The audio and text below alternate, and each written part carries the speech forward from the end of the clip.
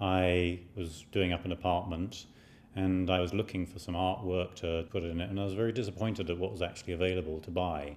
And part of that search took me to a local educational authority college that were providing sculpture courses, and I just thought it would be fun to try. So really the whole thing happened by accident.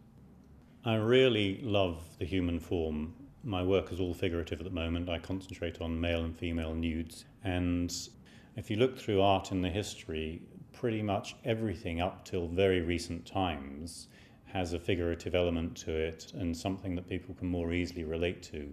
I like my work to be accessible to people, whoever they are, from whatever background, wherever in the world.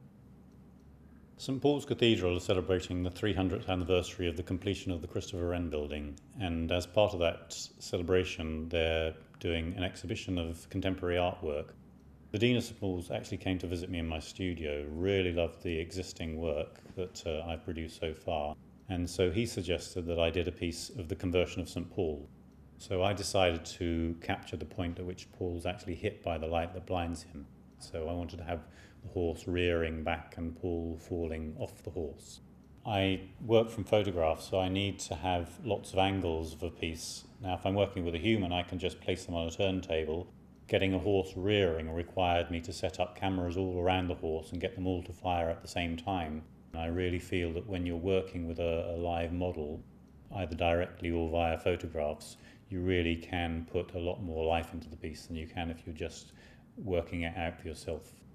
For a big piece like the St Paul's Cathedral piece, I built a big scaffold to build it on in clay.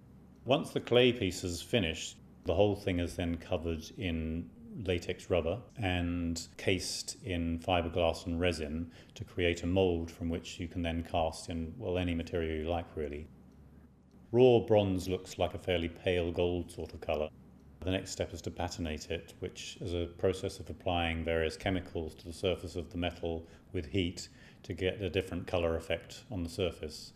And so you can pretty much choose any colour you want within reason, but I should probably for this piece go for a more traditional sort of dark browns and blacks.